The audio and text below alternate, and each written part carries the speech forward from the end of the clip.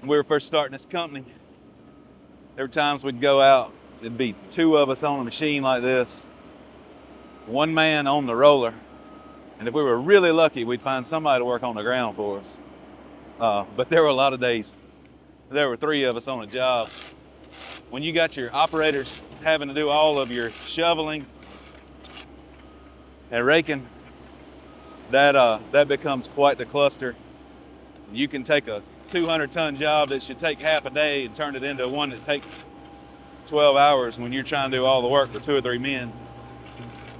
But that's what it takes to get started.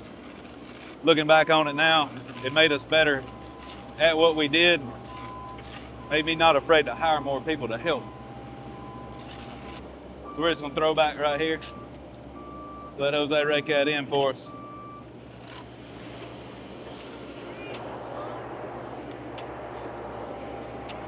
We don't want to run this thing out with an auger right here, so you get down towards the end of a pull, it helps have somebody here to pull this material out to the end of your screed extension, just so you don't end up with a huge head of material across the whole screed when you pick up right here. But we've got enough now I can throw back in this hole.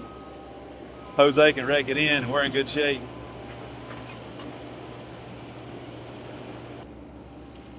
So Luke's cutting it right here at the end of the mat. It gives them something to push back like it's supposed to. But then what we'll do, we'll have Barry or Ricardo come in with a machine, pick this up, throw it back in the hopper, and we'll use it back over here to wedge somewhere.